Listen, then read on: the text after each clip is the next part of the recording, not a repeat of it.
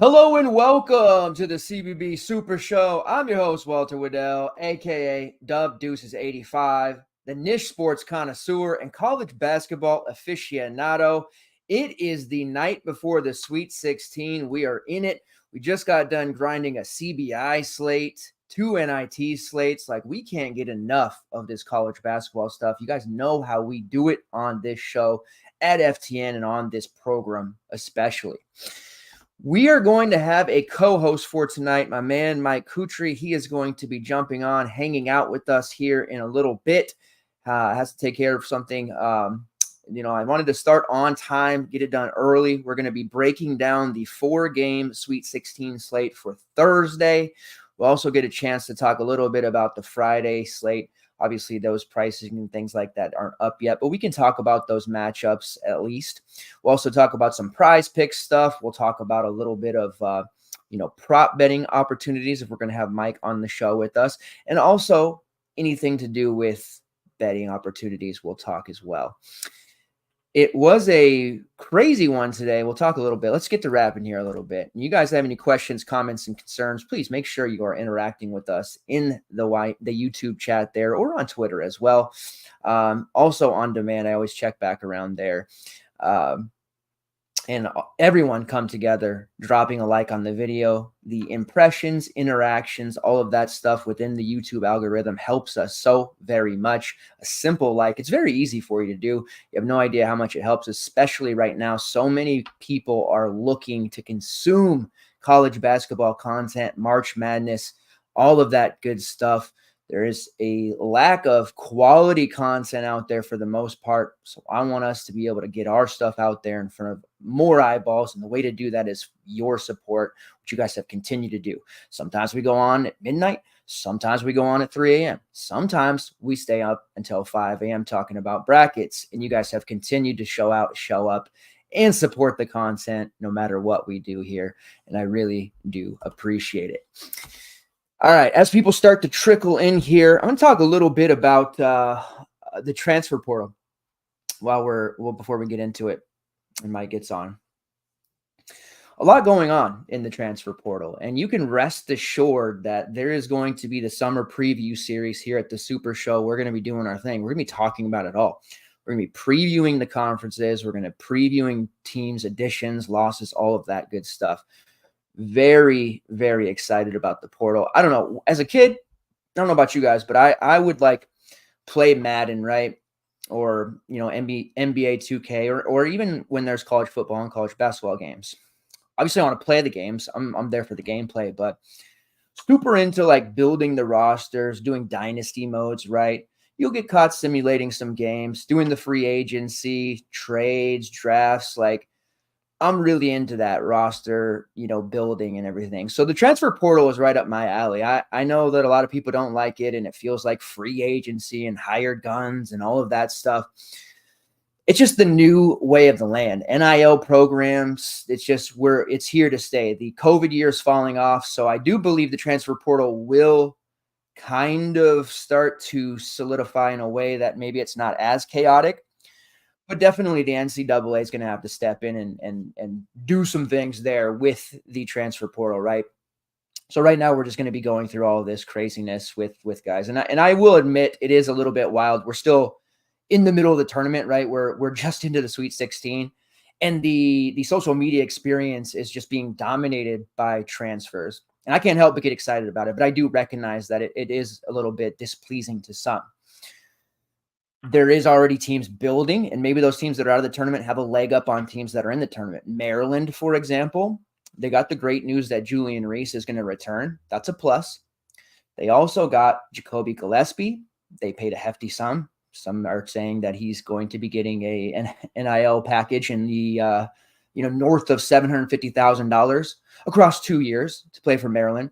Rodney Rogers from Virginia Tech, he is going to be playing for Maryland. So Maryland's doing a nice job here rebuilding, and some of these other teams are as well. And some teams that are in the tournament still, a la Iowa State, they went out and got Deshaun Jackson. So it is a very, very wild time right now. I don't know. I love it. I know a lot of people don't, but it is a fun thing. And also in the news here, like I'm drama alert or something.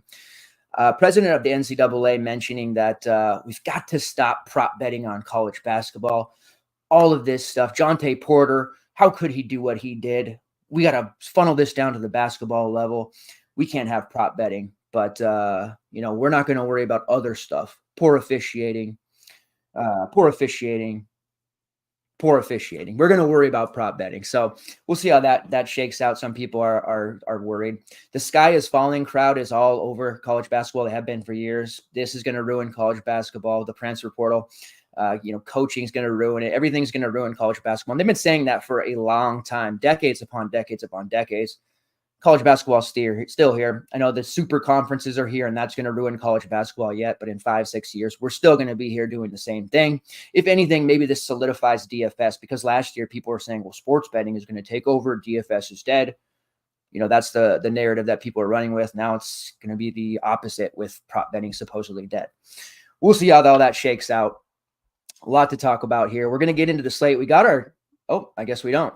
Maybe I scared them off.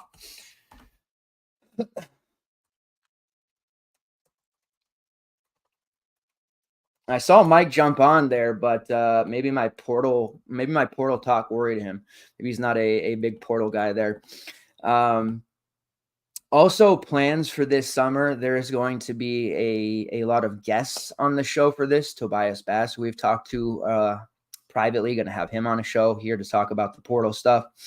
Also going to be reaching out to some players and coaches, and it's going to be a really fun summer. So those of you who have come on and support us during the March Madness tournament here for DFS content and sports betting content, I hope that you'll still be checking us out into the summer there, especially if you love college basketball as much as I do and as much as the rest of us here at FTN do as well. Going to be releasing a few things here. FTN Bets, there is a ton of articles out there. If you're not a member of FTN Bets or FTN Daily, you should certainly consider so. There are best bets articles all the time, Sweet 16 upset articles, and there will be a new version pre-tournament. I released 25 players to watch in the tournament. There's going to be a piece tomorrow morning that drops 25 players to watch in the Sweet 16, a variation, an update, if you will. Very excited to release that. Looks like our guy Mike is popping on here, having a little bit of technical difficulties. That's okay. How's it going, Mike? Glad you could join us. And I'm really excited that you're going to be here talking with us about some Sweet 16 goodness. Hey, what's up, Walt? Yeah, always nice and fun to, chop it up and talk some hoops with you. It's been an exciting tournament so far. Glad to be back on the show.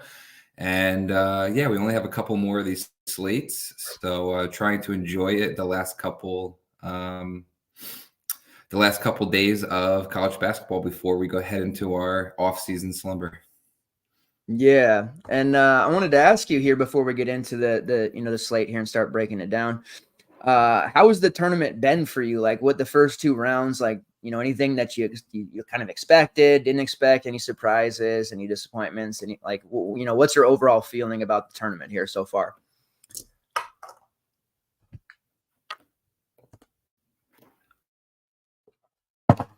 All right. Well, it's going to be one of those kind of nights, I think, with Mike. So I apologize in advance here. No big deal. We'll roll with it. We'll get it done. We have been doing this for a long time. So we'll get Mike back on here once again, having a little bit more technical difficulties.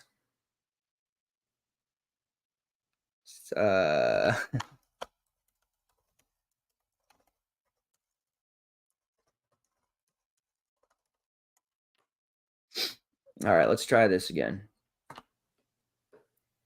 All right, I think we're good. I think we're good now. So I lost you there, but we're okay. Just wanted to get your overall feeling on how the tournament's been going thus far. Yeah, so Walt, no, I think I'm free. Can you hear me, Walt? Yeah, I can hear you. It is definitely dropping off here. Let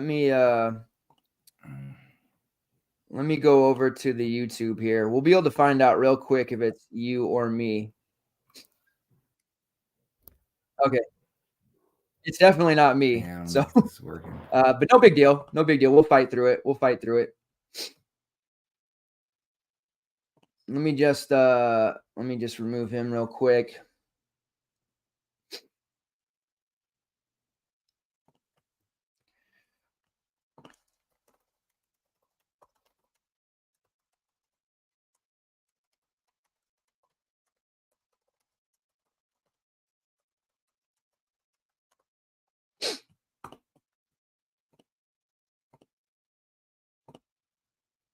All right. All right, I apologize. So we're gonna give him a chance to reset there. He's gonna try to redo and get back in here. If not, no big deal. The show will go on. We'll do our thing. We always want to get Mike's take here, but show must go on. Before we dive in, I will give my take on the first 2 rounds of the tournament here. A little bit disappointed myself. I felt like this was going to be one of those chaotic tournaments. Like I was really hyped about the parity, right? Like coming into it, conference tournaments were nuts. And I felt like, hey, this is going to be one of those tournaments for the ages where a George Mason-esque type team from, a decade or more ago, 2 decades at this point, makes the Final Four. Unfortunately, I think conference tournament week went so wild and so chaotic that it made it to where teams were either 1, gassed out, or 2, maybe a little bit of a weaker field than we were hoping for. And I have to admit that I was wrong on that front. Doesn't matter. NC State, 5 games in 5 nights, gets themselves in the Sweet 16. They're still rolling through here and have an interesting matchup against Marquette. But obviously, it ended up being a very chalky bracket. And a lot of people, as I look through the various bracket contests that I'm in, I'm getting absolutely obliterated because I do pick upsets, and I have a lot of off the walls. And I did have 2 Final Four teams in Wisconsin and Baylor lose very early in the tournament. So I'm just getting absolutely blasted. A lot of the people who would normally pick a chalkier bracket there have been doing very well. And that's one of those things where it's like in your office pool, you can do that. In those large field, you want to get a little bit crazy here. All the 1 seeds getting through. I think that's going to be something that is, the story of the tournament here. Would be very shocking for all of those 1 seeds to make it throughout. I think the big thing right now, most people are doubting North Carolina as that team to get through, but a lot are doubting Houston as well.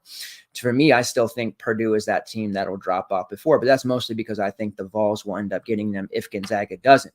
And I'm no longer doubting this Gonzaga team. All right, let's put Mike through here. It already looks a little bit better here. How do I am I like every other word, or does it sound clear? No, I think we're good. 3rd time's a charm, maybe. All right. That's weird. It's a weird one, but one thing I do know about me and you is that we fight through adversity, and I think we're going to get there, right? Hell yeah. So just kind of going over like the first couple of rounds of the tournament, what I thought, but mainly wanted to get your take, like how you felt about this first 2 rounds. Anything shocking or disappointing or super, jacked up about?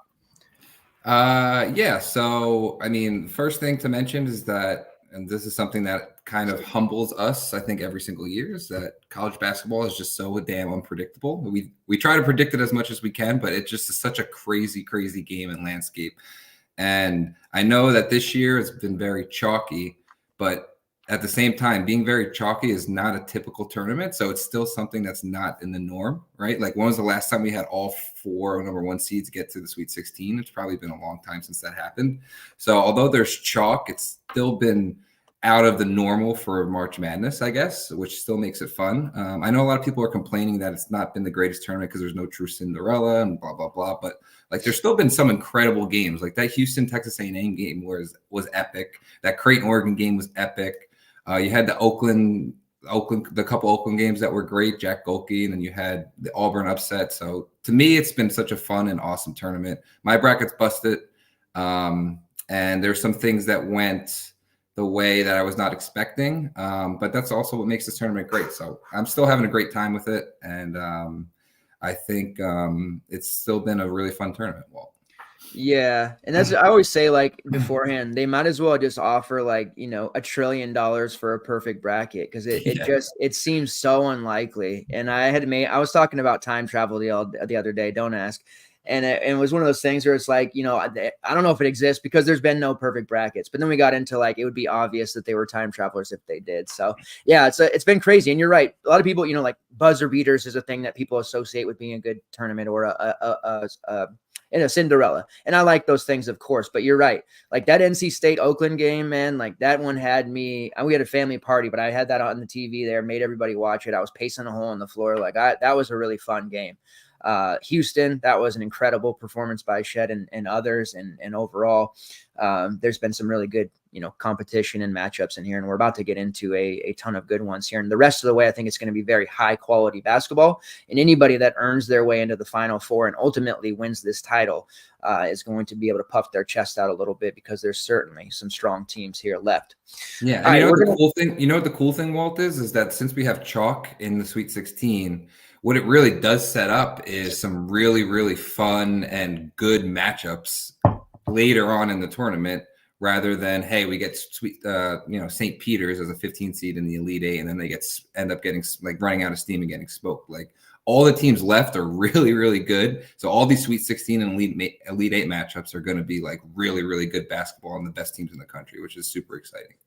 Yeah, and that's a really good point. And I heard someone else say that, and I hadn't really thought of that, but it is true. Like, how many times those teams, they make it to Sweet 16, Elite Eight, and then they get all the hype. And when Sports Illustrated was a thing, they'd be on the cover, and then like, bam, that very next matchup, they just get punched in the mouth. And it's like, yeah, they were kind of on borrowed time. They made a splash. It was great. But yeah, now we're going to have just like what I believe to be minimal blowouts here. And I think most of these teams, are capable of beating each other. I will say UConn, I still believe that they're going to march their way to the Final Four and beyond. But yeah, overall, this looks like some great matchups.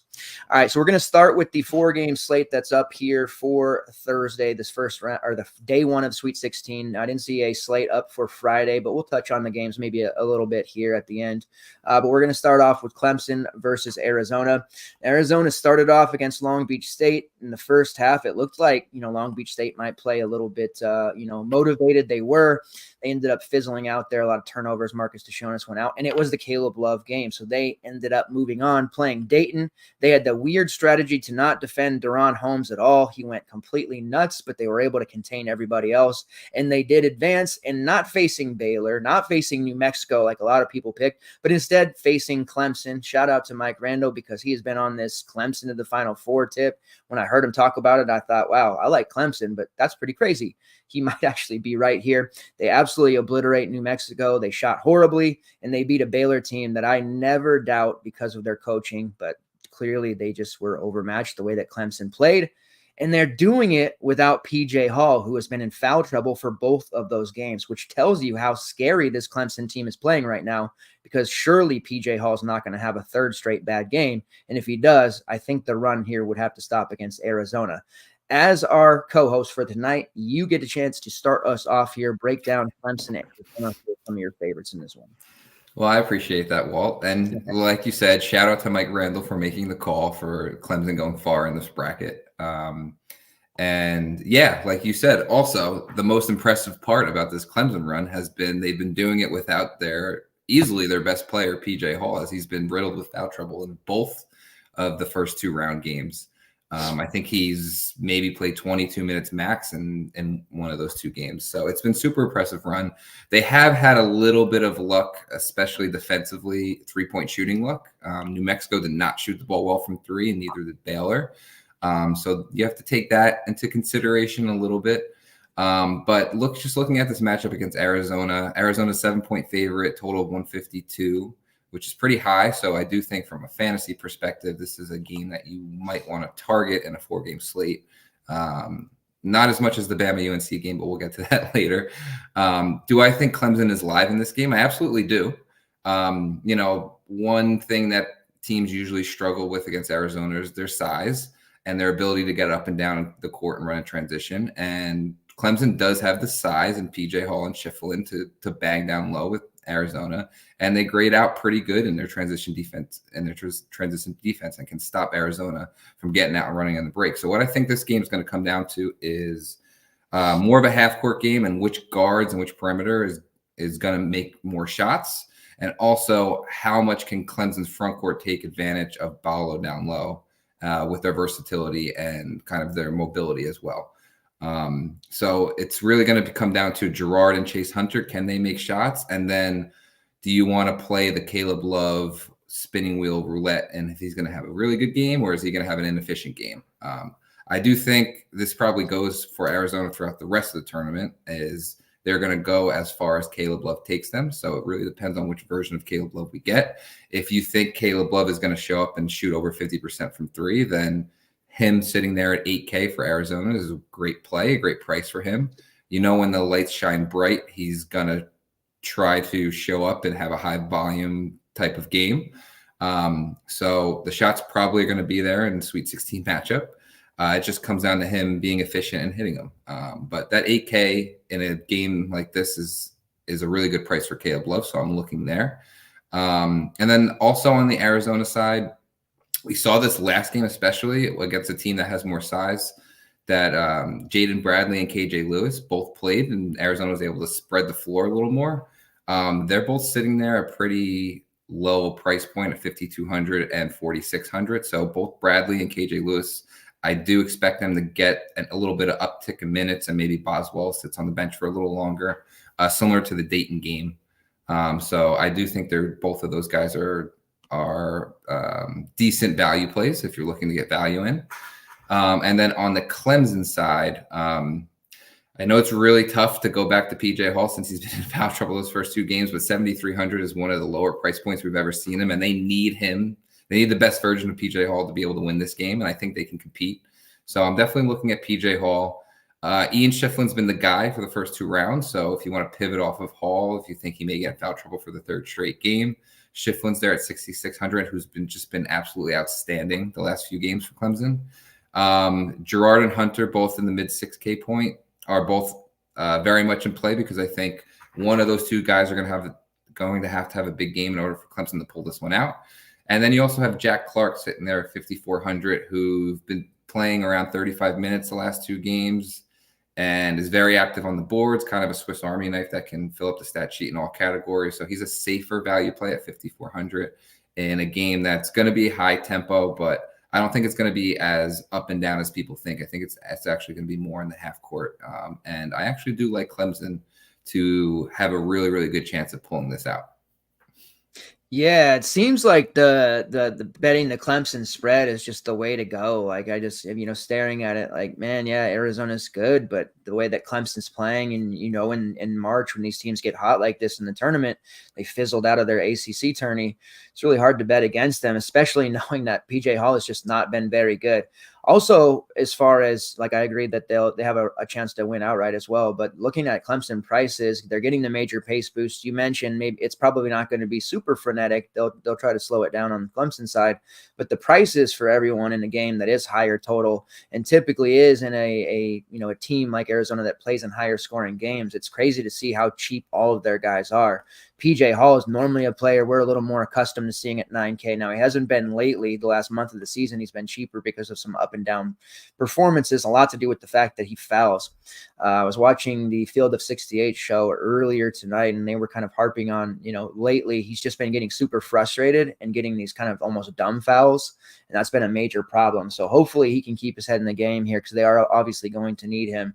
I do think we see a lot of PJ Hall ownership. I'd like to sit here and be like, yeah, he's played so bad the last two games, nobody will be on him. But I do think sharper players will look at that and say, yes, this is a very strong play.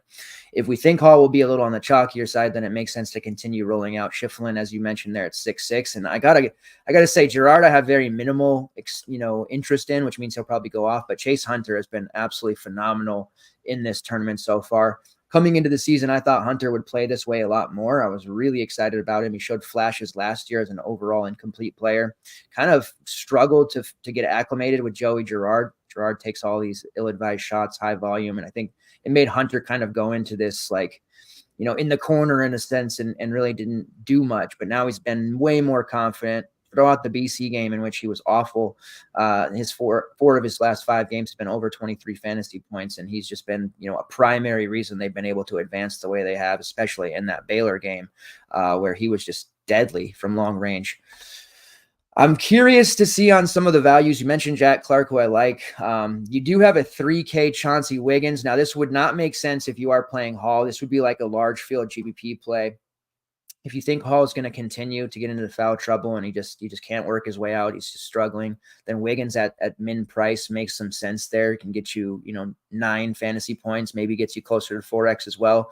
At that price, you obviously don't need that. It's also a slate where there's a little bit of merit to going more semi-balanced. You don't it's not desperate to play a min price look, but you do have him there, and he does get those minutes there when Hall ends up being on the bench.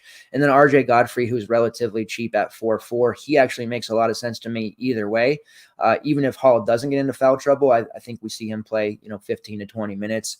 They're going to need his rebounding ability there. He is somebody who also gets into foul trouble, but I do not mind RJ Godfrey. I think I'd want to try and work my way up to Jack Clark for a main build, but both Godfrey and Wiggins make sense there for large field GPPs.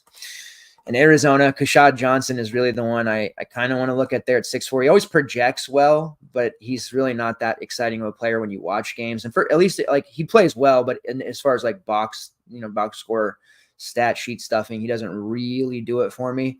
I like the call on Boswell playing less, Bradley and Lewis more. I was curious about that myself. It's really hard to play him on a game-to-game basis, and you can kind of tell how Boswell is going to look, right? If he misses that first shot or two, it's just a complete brick. If he makes that first one, he gets that irrational confidence where he just begins to chuck, and he's very, very tough to beat. You see it all the time with him. So he's very cheap at 6'2", but if you don't think the minutes will be there or he won't be able to punish if they roll, a semi-zone at them, it definitely makes sense to maybe look at Bradley and Lewis to an extent there. But the big decision will, once again, same conversation we had last week at this time. Caleb Love, if Arizona's going to win, it'll be on the back of him. Do we want to keep riding him like we did last week, or are we going to jump off? And that's going to be one into tomorrow I'll be thinking about. Luckily, we have most of the day to think about it and probably tinker in the wrong way, but I'm certainly looking at Caleb Love as a possible main team play right now. All right, moving on to the next game, San Diego State versus UConn. It's a total of 136, one of the lowest on the slate to be imagined. 11-point favorites are UConn.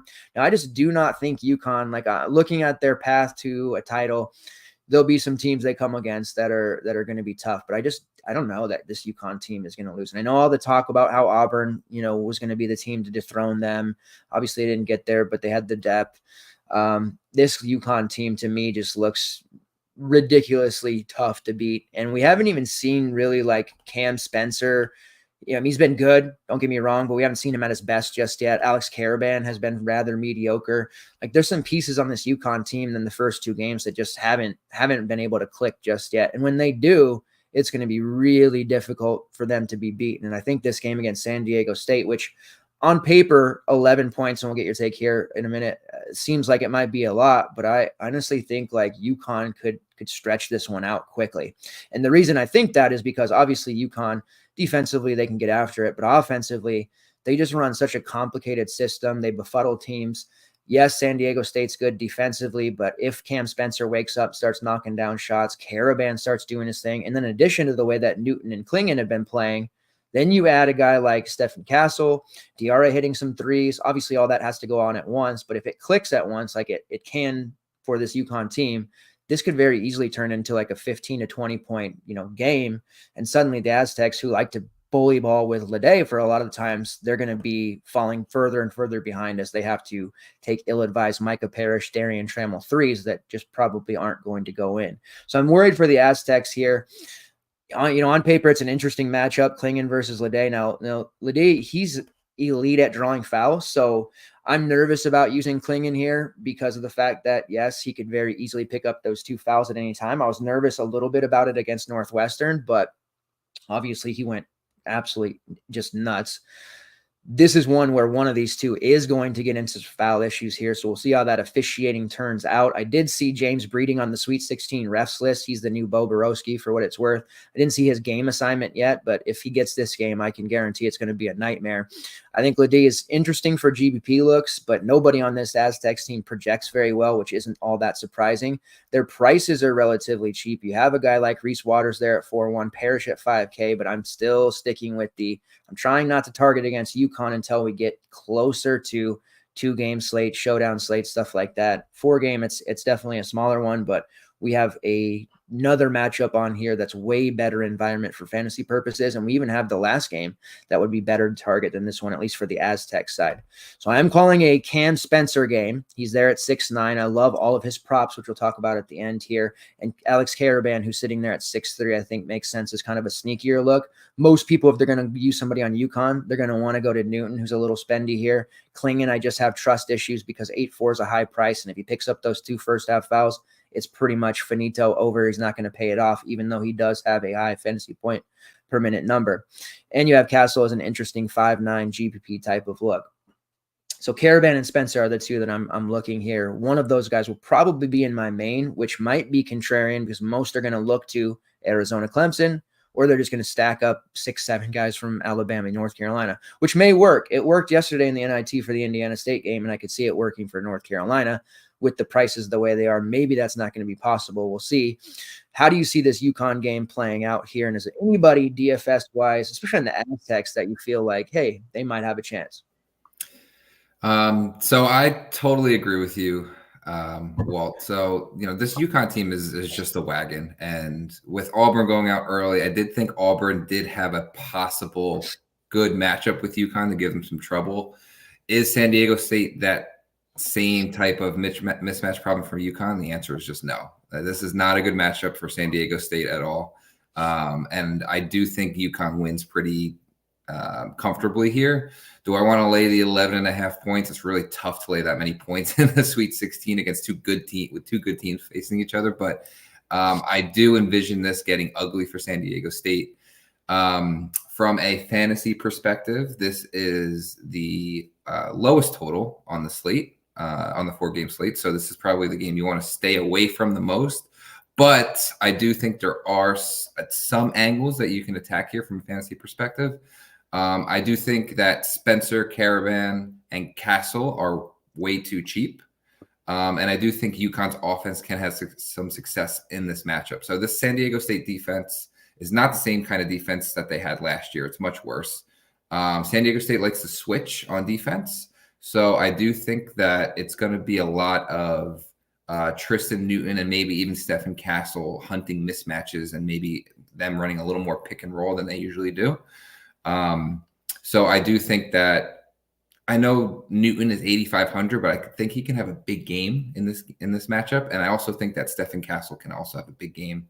And then depending on how much help San Diego State kind of forces upon those two when they have the balls in their hands, kick out to Spencer, kick out the Caravan, maybe finding some mismatches off the switch with Caravan in the post. I think all these guys are in really good spots offensively to have at least one of them have a really, really good big day for their prices. So I'm looking at all of them. I think Stephen Castle is my favorite at 5,900.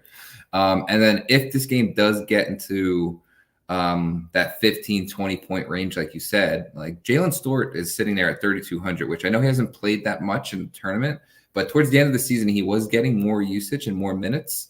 And if you can get 15 fantasy points there, if he gets to play maybe like the last 8 minutes of the game, 3,200 could be the slate winning kind of play there and allow you to get a lot of the other guys in the UNC Bama game and maybe get a big pay up in the Illini game into your roster. So Jalen Stewart at 3,200 is something I'm interested in. I don't know if I have the balls to play him in my main, but definitely some GBP looks there. On the San Diego State side, like you said, this matchup is really going to come down to what Leday can do against Klingon. He is much more versatile than Klingon. He can knock down shots. He's very mobile, and he draws a lot of fouls. So that makes me nervous to play Klingon on the UConn side. But when Klingon's in the game, UConn does like to play that more deep drop coverage defensively. So somebody on the San Diego State backcourt's going to have to make plays in the mid-range. Do they have the elite perimeter to make those plays? I don't think so. It's going to be a lot of maybe Trammell in the mid-range, Butler in the mid-range. I don't know how many minutes Reese Waters is going to play, but he's a volume scorer, so they're going to need him to kind of score in the mid-range or make some plays. So somebody in the San Diego State team, the San Diego State side in the perimeter is going to have to make plays at some point, and trying to figure out who that's going to be or if they're going to have any success doing that is something that I don't want to do. So I think it's either play Leday and try to hope that he can get Klingon in foul trouble because they're going to try to use him a lot in this matchup at 8,900 and get him at low ownership because I don't think a lot of people are going to go to him on the slate and then hope he smashes or kind of pass on the San Diego State side unless you're playing like maybe Reese Waters at 4,100 for value. But yeah, I think that UConn rolls in this matchup. Yeah, and even it's kind of tough sometimes to get true leverage or lower owned good plays on a 4-game slate. But I definitely think this is one we can pilfer a play out. You had mentioned Castle. I really like Spencer. That UConn side is just really interesting. But yeah, I just don't see them struggling at all. And I don't know. I've been saying it since last April when they won the first time. Like their title window is wide open. Love the Stewart call. 3-2 is way easier to use than, against Stetson. I actually had a fair amount of ownership or exposure to him, believe it or not. He was 3-8. He played 16 minutes in that game, ended up with like 13 and a half, could have gotten more, but he was super active. He's going to be just an absolute star next year. So I think that is a intriguing large field look there at 3-2, where you can really open up the rest of your lineup if that play works. And I like him much more than I would like Wiggins, who's sitting there at 3K that we had mentioned in the last game. All right, moving on to what most people will see is a more exciting game, North Carolina versus Alabama. Typically, any game that Alabama is involved in this year is fantasy friendly. It's a total, at least the last check, at 173.5. Now, the Heels are 4.5-point favorites. Looking at it, they got here a very easy win over Wagner, as you can expect. Michigan State coming into that one, there were some talks like, here comes Izzo, the way that they undressed Mississippi State. North Carolina, just offensively, they were too good. Alabama, they got through. The way they manhandled Charleston really shocked me. I didn't think they would lose to Charleston, but I thought it'd be way more competitive. The score kind of got respectable at the end there because of some late, like Rain Smith ham, but overall, they really never had any, danger of losing that game. And then the matchup that I had been asking for from like day one in the tournament, even before Selection Sunday, like give me Grand Canyon versus Alabama. Well, I got what I asked for, but the result wasn't what I asked for, as they beat them 72-61. And which is really surprising there is that one ended up being pretty low scoring for an Alabama game.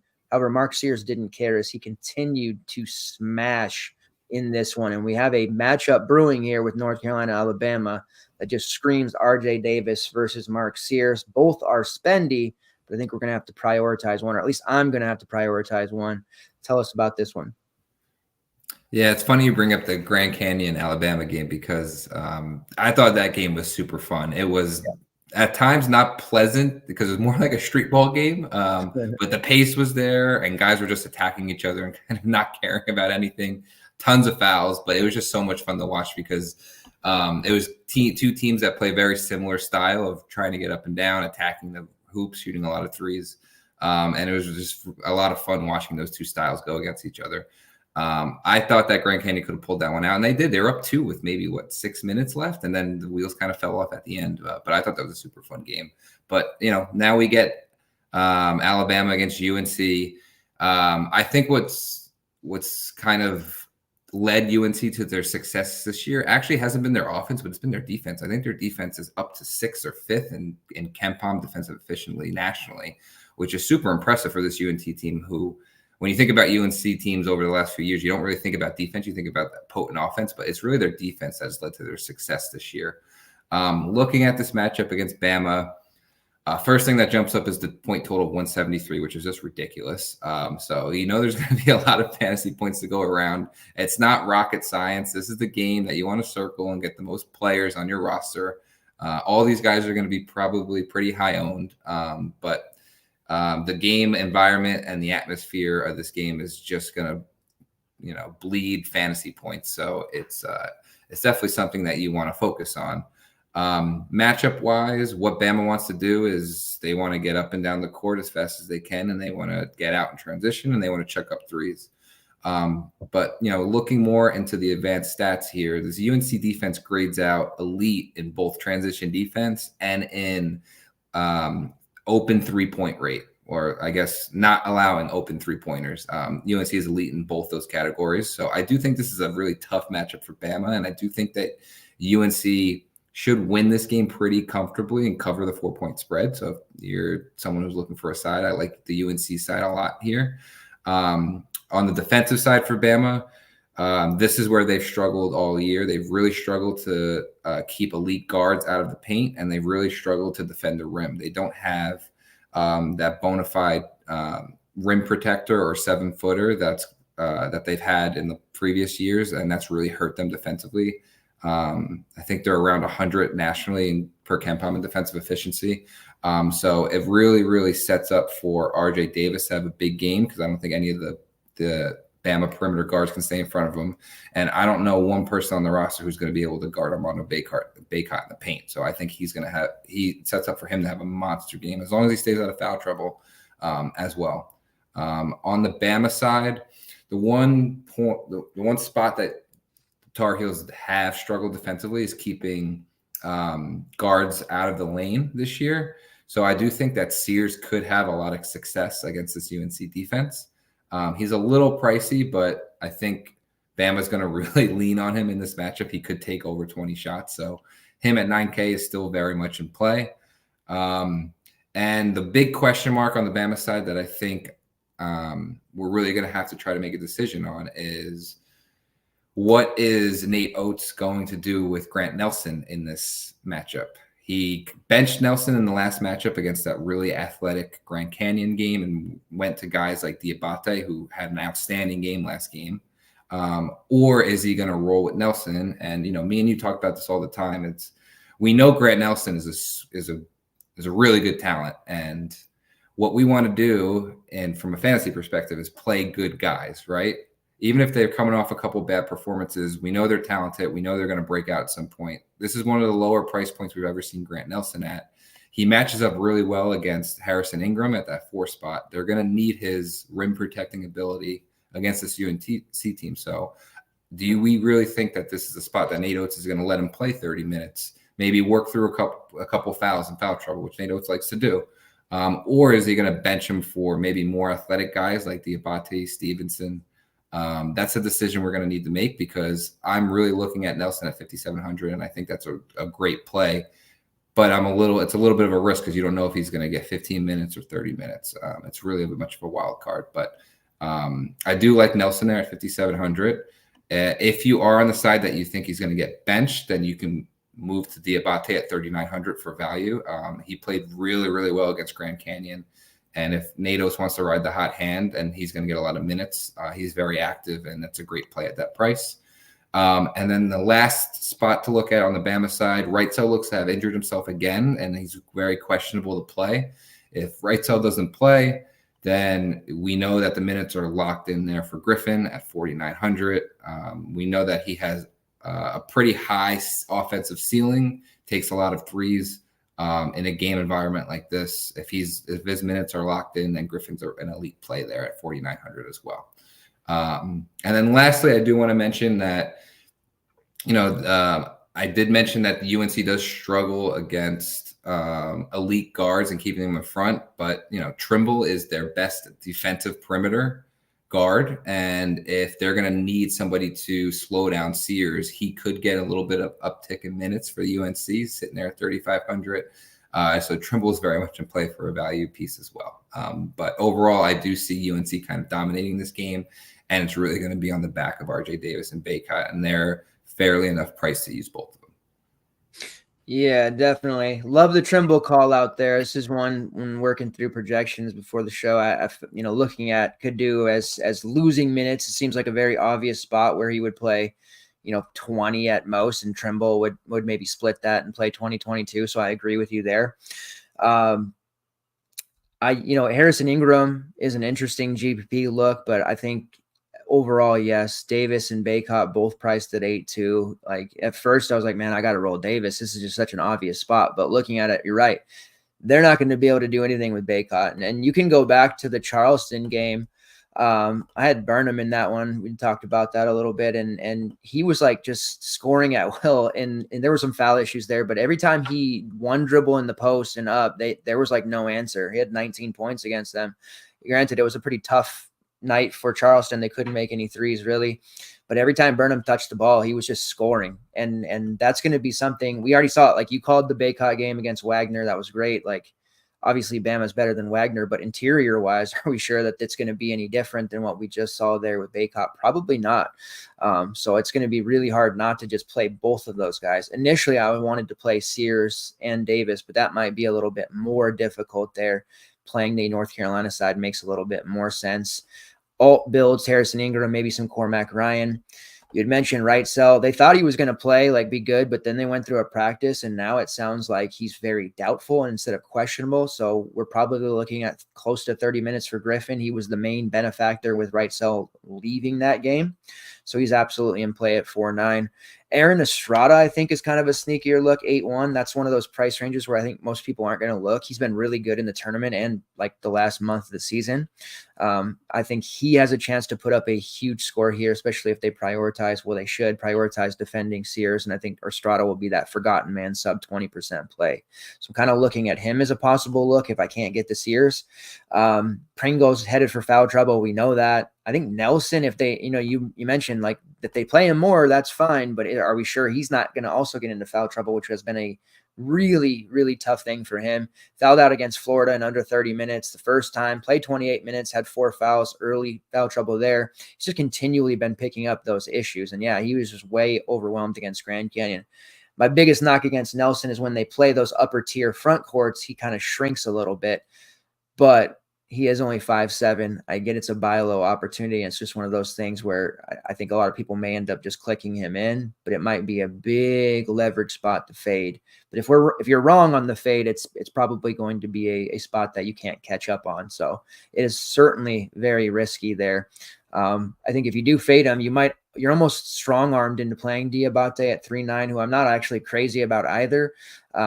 But it would theoretically make sense for him to play 15 to 18 minutes there if Nelson's going to play less than 30. So we'll see how that shakes out as well. But Estrada is kind of my look here for Bama. Obviously Sears, and then, yeah, I think you just play the double Carolina spot there. There's going to be a lot of props in this one, and I might just go to like Ingram props, his rebounds or something, which we've been pretty successful on. Trimble at 3.5. I like that call a lot. Somebody that I was going to definitely look at had you not mentioned him.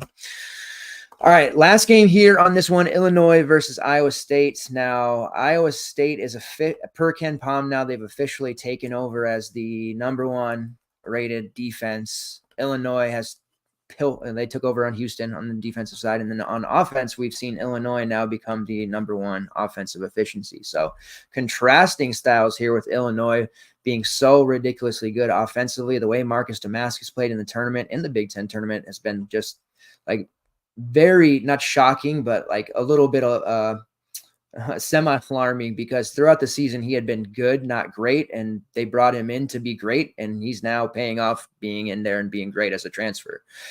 This Illinois team is extremely fun. The problem is they'll be able to score. I think Iowa State's defense will give them trouble, but ultimately I think they're going to score. They've got the weapon. Shannon will do his thing, but are they going to be able to defend Iowa State enough for that to matter? This is a really interesting look for me. I think I'm taking the Iowa State side on any betting there. I think that Keshawn Gilbert could be a real problem for Illinois in this game. He's the first look that I have. Tamin Lipsey is a guy that's always projecting well. He projects well again, go figure, price there at 7.5. But I do like that $500 discount on Gilbert. He took over as kind of the alpha role there when Lipsey went down for a few games and was in and out.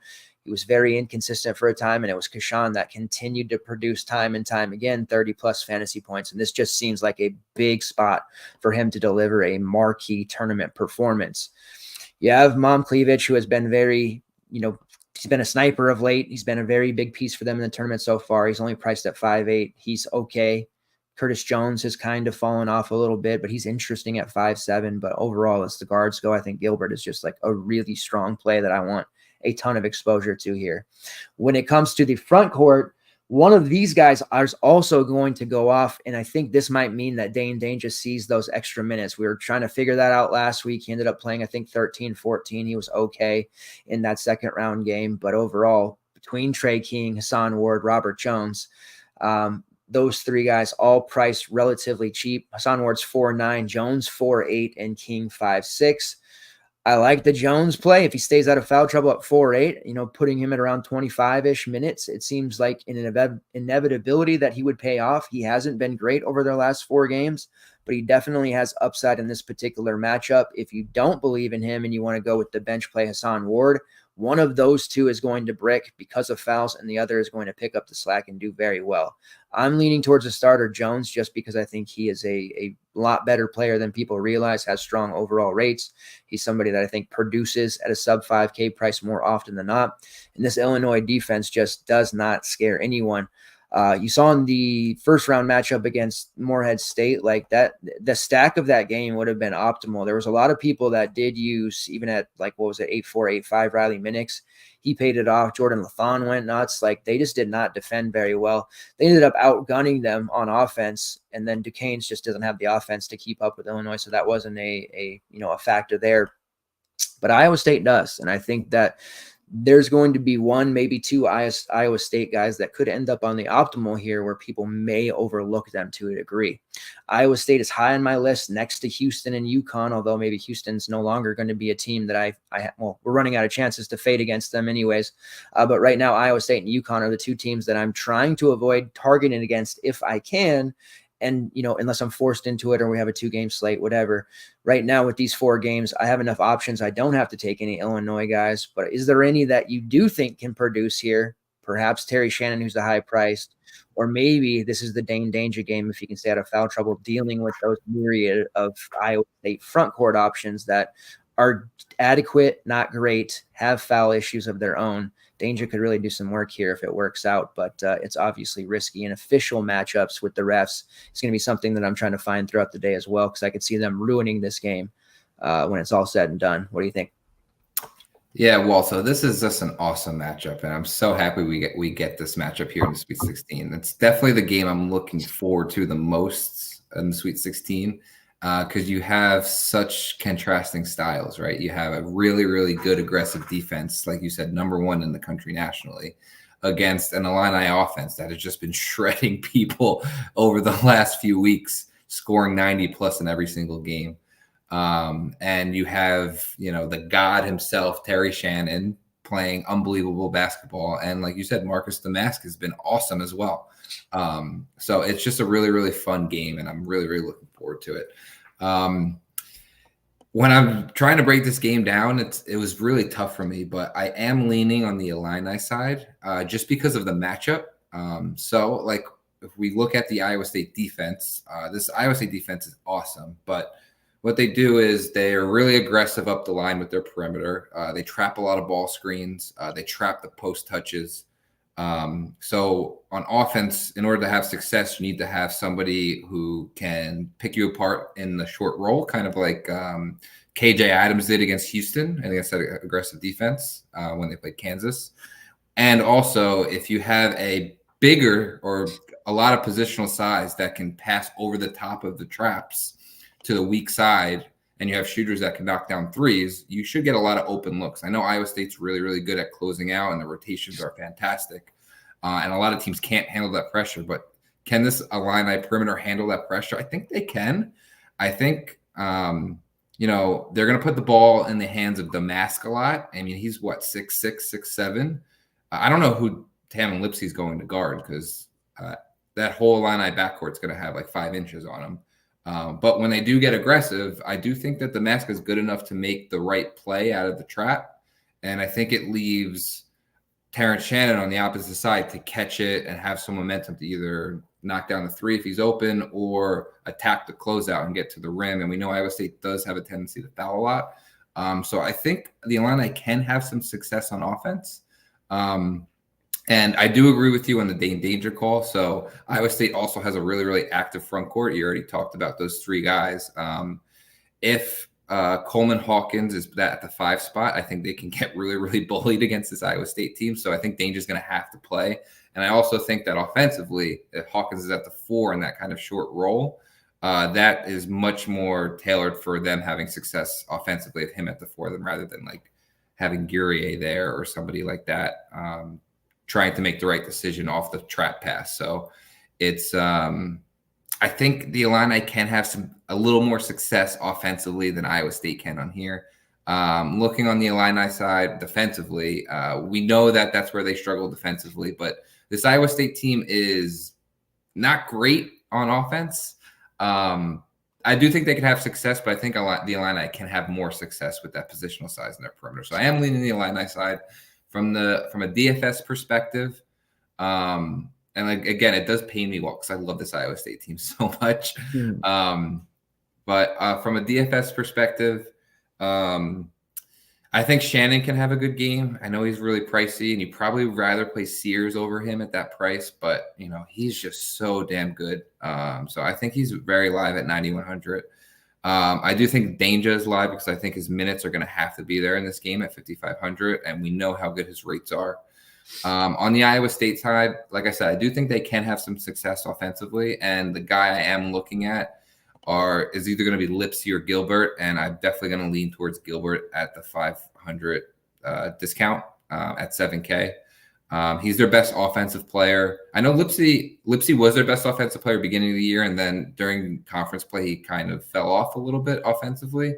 I know we were riding him a lot in DFS and even his points props, and he really didn't show up for us. But the last 2 games in the tournament, he really turned it back on, and he's been really, really good. So I wouldn't be surprised to see him have another big game, but I think Gilbert's the alpha of this Iowa State offense. So that 7K price point is just too cheap for him. So he's definitely in play. I do really like your call there. He's going to be in a lot of my teams as well. And then the front court on Iowa State, I do agree with you that one of them is going to have a big game. It's just playing roulette with those 3 is just so damn hard. If it was me, if I had to choose one, I'm probably going to choose Trey King at 5,600. That's your guy. I think he's the most talented out of the 3, and I think he has the most upside. But yeah, I think my exposure to this game is going to be on the lower side. But there are some guys I'm going to mix in. Gilbert being my favorite, I think. But yeah, this is going to be a fun one, Walt. Yeah, it just seems like Gilbert's gonna be able to score at a high rate, and as it's close down the stretch, he'll be that guy that just racks up those late points. As a hammer play. I had a feeling you'd say King. That's been your guy in the past. He definitely seems like the most likely, probably not going to have a game like Minix, but kind of to mirror that and have some success there. But value-wise, I feel like I'm kind of honing in on Jones. We'll see how much I want to be a stars and scrubs builder or if I want to go more balanced here. Because there's some great options in that 6 to 8K range. But everyone that I've talked to and shows that I've watched, Field of 68 and the CBS guys, they're all super hyped for this one. And I think it rightfully so could be the best of the Sweet 16. So that is the slate there. Quick and easy. Again, we don't have a Friday slate up, but we can talk a little bit about those matchups. But before we do, certainly want to give a core of 2 to 3 guys. What are those looking like for you at this current moment? Yeah, so the first guys I have circled is going to be no surprise. You got to look to the Bama UNC game. Davis and Baycott definitely have to play at least one of them, I think, if not both. So I'm going to pick my guy, Armando Baycott. I feel like every time we're on the show, I pick him for my core every time. But they're at 8,200. I think I can't envision any way that Bama stops them unless they get him in foul trouble. So I have Baycott there at 8,200. And then I have Stephen Castle at 5,900 as far as my core as well. He's my favorite play on the UConn side. And then I'm going to throw in my guy, PJ Hall, there at 7,300. He's been so good to us since he's been in college on these DFS slates. I know he's bricked a few times for us, but I got to keep going to my guy, PJ Hall. I do think he has some matchup advantages against Ballo down low or even against Christian Johnson if he can stay on the court. And that's a big if, but 7,300 is just way too cheap for the rates that PJ Hall shows and how much Clemson is going to need him to perform in this matchup. So I'm going to go with Hall, Baycott, and Stephen Castle.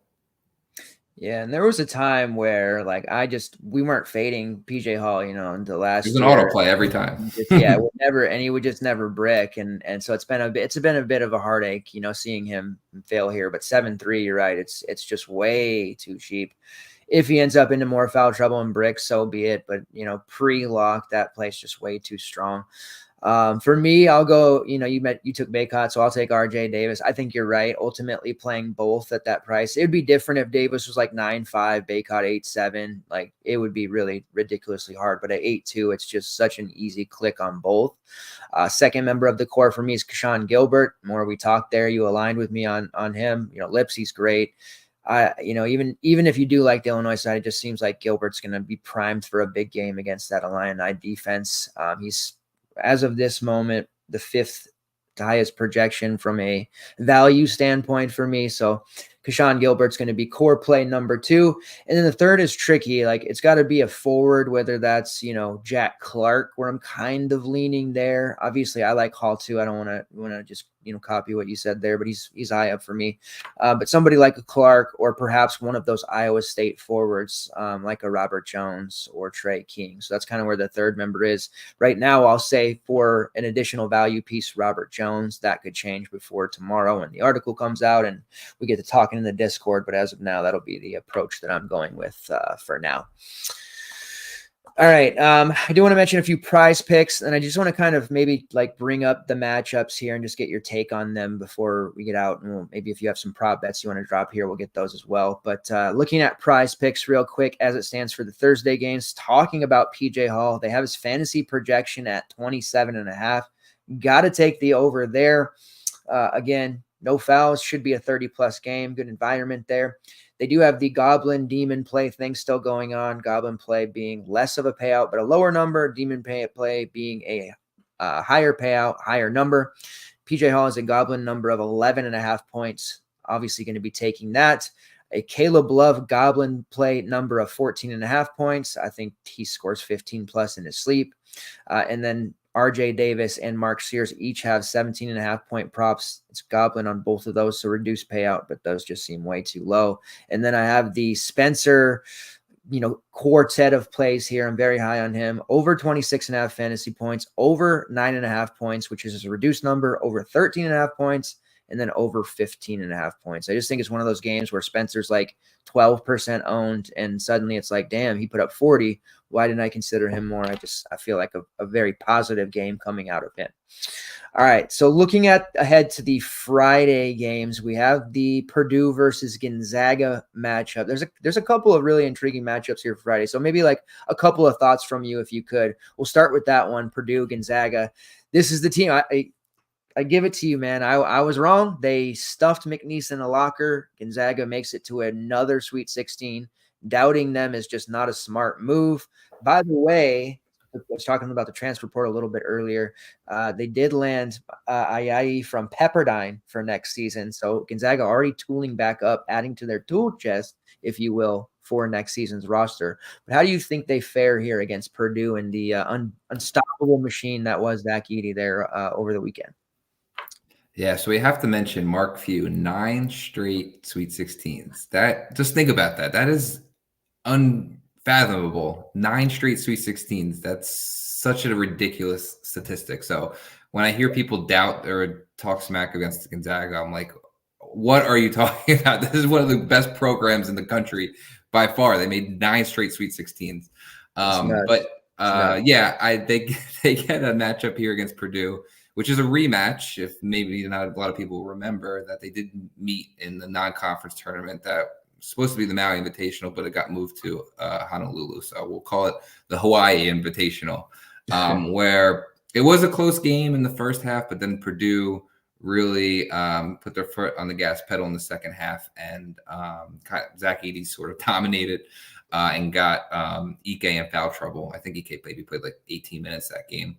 And they won pretty comfortably by, I think, 10 points. I do think that this game kind of goes similarly there to that last one. I know Ben Gregg is playing a little more now than he was in that first matchup, and it gives Gonzaga a little more size. But Ben Gregg, Anton Watson, and Graham Ike, they're all still not big enough to deal with Edey, and Mark Few is going to have to throw double teams at him all game.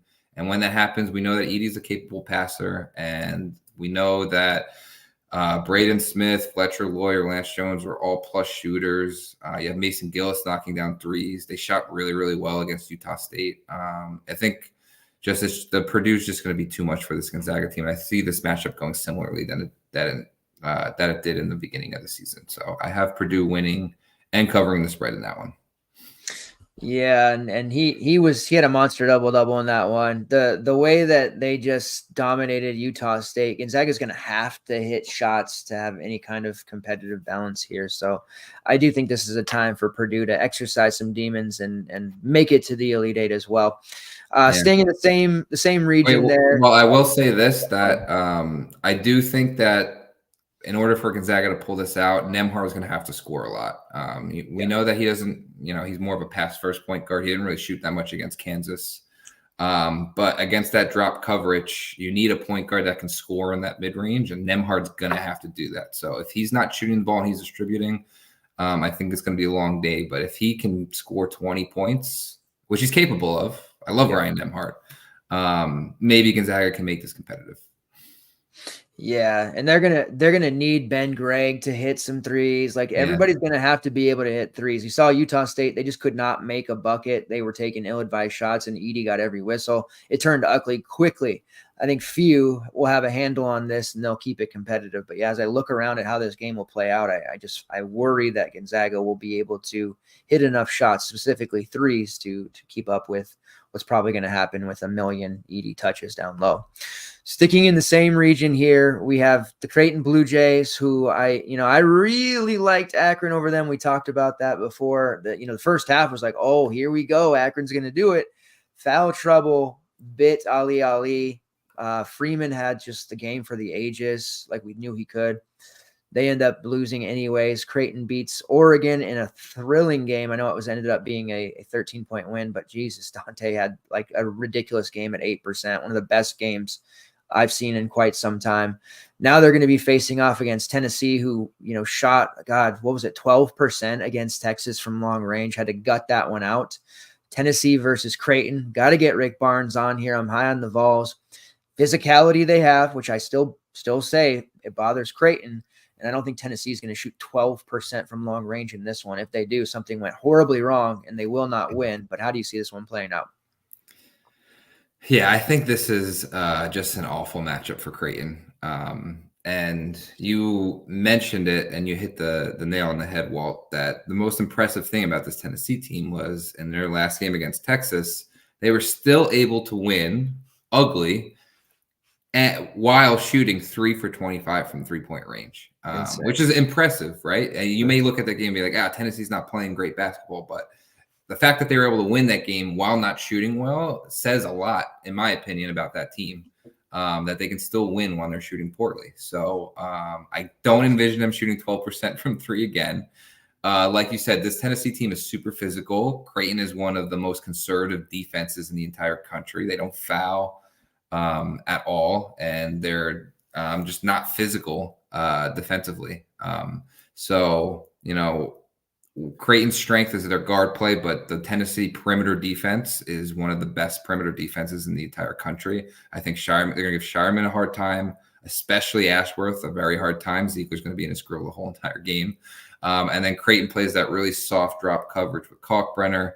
And that's really where Ziegler and Connect can really operate and have a lot of successes in that mid-range against that drop coverage. I think Ziegler has a big game. I think Connect has a big game. I think Tennessee wins this pretty comfortably. And I don't think they shoot 12% again from 3. The only way I think Creighton can have success if they really, really ride Kalkbrenner, because Adu is a great defender, but he's still a little undersized. Kalkbrenner probably has about 4 inches on him. So they do have a mismatch advantage there. But other than that, it's all Tennessee for me. Yeah, and they forced Texas into 17 turnovers in that one, which is a big deal there. Got to the foul line a ton. This was just a really, ugly game, but they got through it, and that was a real nice test. Ziegler just couldn't make any shots at all, and I think he comes out and, like you said, hit some shots here, and ultimately I do think the Vols win. I just don't know that the Jays will be able to handle their physicality, especially on the perimeter. Like, that's just going to be a tough ask, I think, for Creighton. However, if the Vols do shoot, sub 20% again, perhaps something could happen. All right, 2 other matchups there to talk about. We'll go over here to the South. Houston versus Duke. Like, just that Texas A&M. First of all, Wade Taylor and Tyrese Radford, hats off to them. They had an incredible 2-game stretch there. Nobody rostered them against Nebraska. Thank you for that, because They ended up carrying us to the next round in Survivor, and a good overall night. And then they had just a beautiful outing against Houston. It's led to a lot of people now picking Houston to drop and be the first 1 seed out. I don't know about that. Juwan Roberts played 30 minutes in the game. That's a great sign. Manny Sharp showed out. And, of course, Jamal Shed had one of those marquee tournament performances. I think he's just got to be considered one of the best players left in the tournament, and there are a few.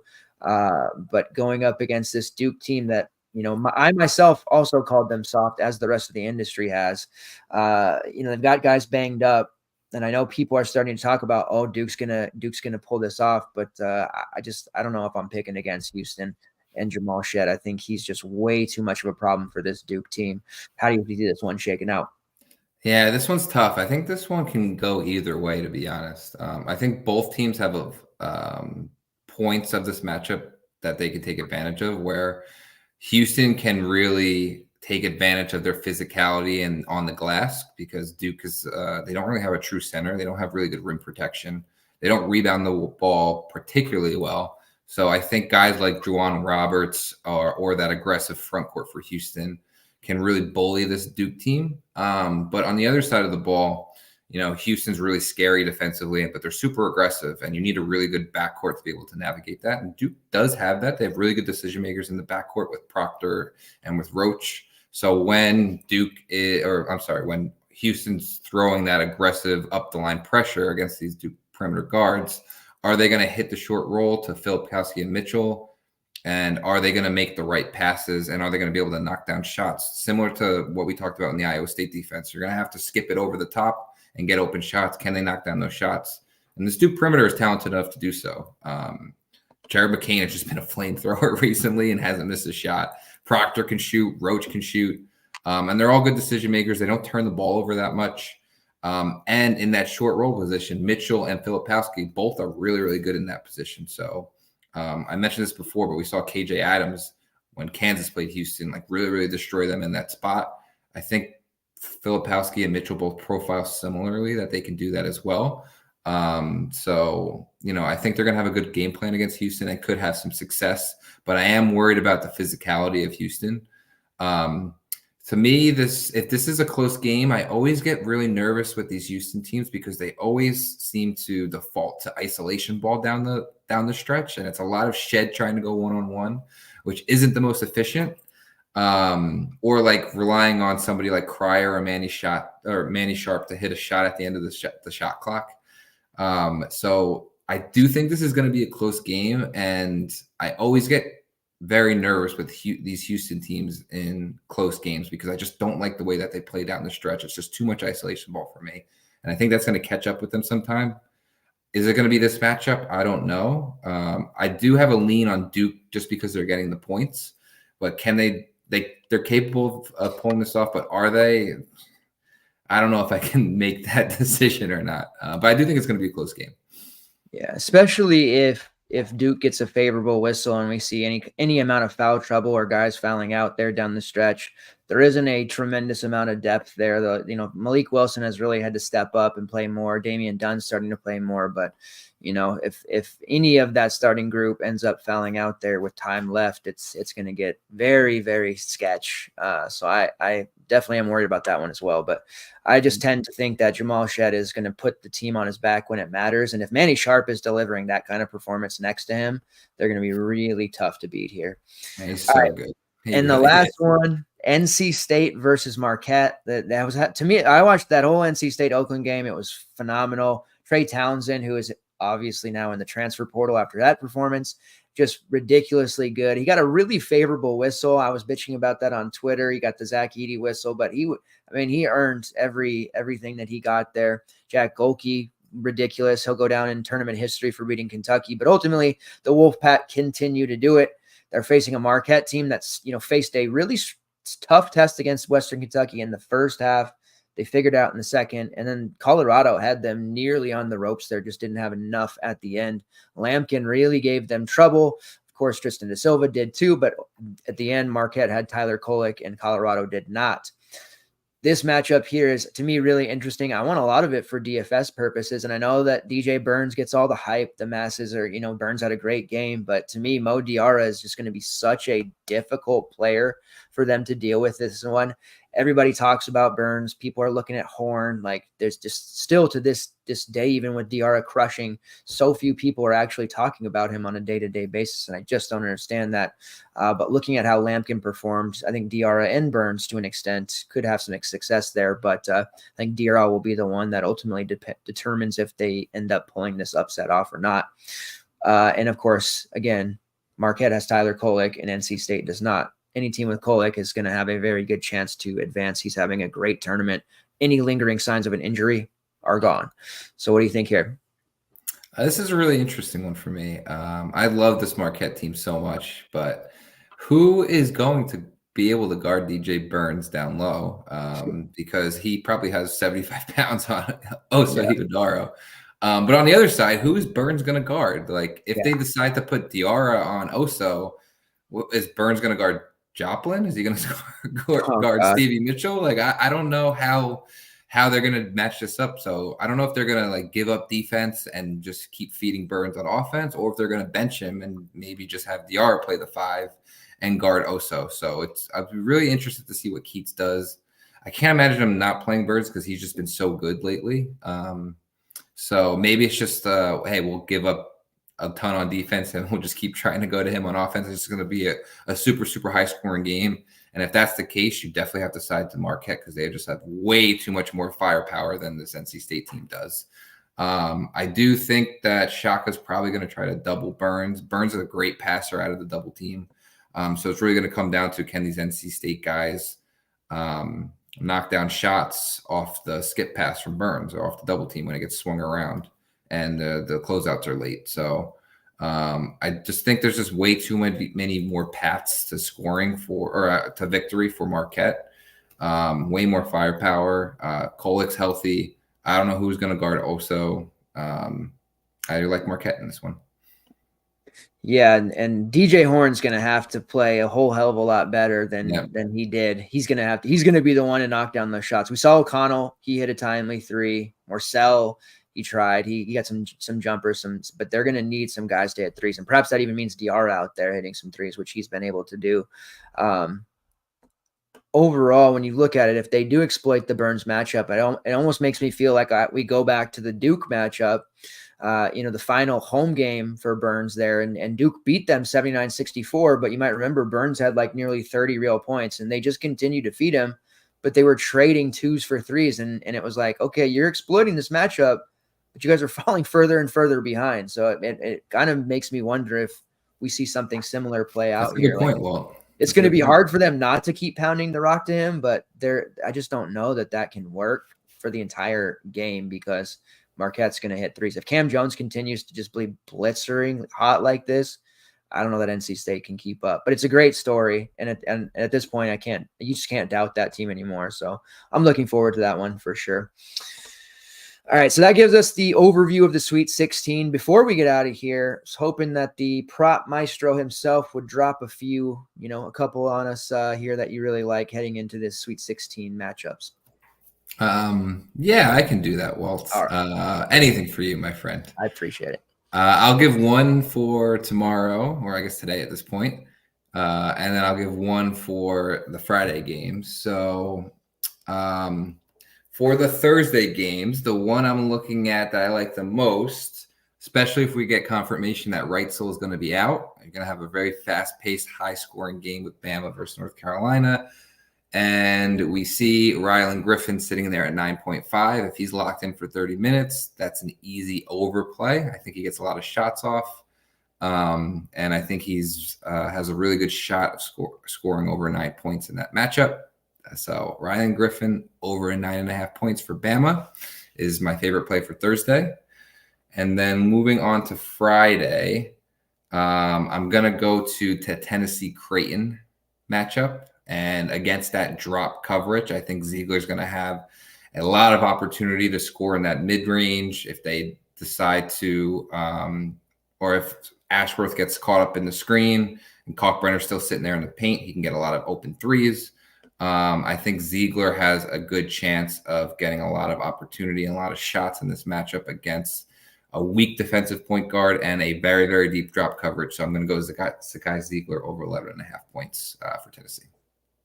Those are my two favorites. Yeah, that I love that too. And he took a ton of shots in that last game, just didn't make them. Yeah, so he just couldn't hit them. I'm going to be on that one too. The PRA, we had mentioned there's times for it. It's been really low with him, and that has been hitting. It's only 20.5, with the amount of assists that he racks up. I like that as well. Yeah. I think that's going to be a big one for me. All right. We're not up late this one. It's not a large slate, so we'll still time to get into some rest for the day job, which I know is kind of a bummer this time of year. But I appreciate you coming on and everybody that tuned in, all 100 plus of you that are over there on Twitter, it looks like. Thank you very much for your continued support on this show. We are absolutely crushing it. It's been a great week for the community and DFS-wise, and of course, the betting team is absolutely murdering it as usual.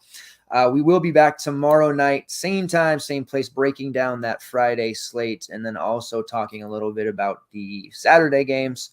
But overall, any final words you want to leave us with, Mike, before we get out of here? The only thing I have to say that's left is, Walt, you are truly the GOAT. Appreciate all your hard work. I don't think people realize how much blood, sweat, and tears you put into this, how much time and effort you do. So I just have to give you a huge shout out. It's been an honor to break down these games with such a great basketball mind like yourself. Truly have so much fun when we chop it up. Keep doing what you're doing, man. You are truly the GOAT. And I have the pleasure to call you a friend and a colleague. And let's just keep having fun, keep crushing it. It's literally the best and most fun time of the year. Yeah, still plenty of opportunities over the next couple of rounds. Appreciate your kind words, man. You feel the exact same about you with your prop betting and overall, like, people think about, how great you are at that, but you're still DFS master. You got into the mania. You win a couple of 2-2-2s. You do your thing. You're a very bright guy, and just I love having you on because not only does it enhance the listeners, but also makes me look at stuff that I wouldn't even have thought of. So I'm definitely going to get a sub to some of the stuff that synergy and all that we were talking about. But I'm going to be chopping it up with you here all weekend long. Hopefully we get a chance to get you on again next year, or next week, actually, of course, next year, but more often next time. Maybe if that means I have to go on earlier to get you on, that's something that I will be willing to do. Thanks again, as always. Appreciate everybody. Best of luck. Let's get those green screens to the window, as Randall says. Profitability and lots of money making opportunities. Thanks, guys. See you.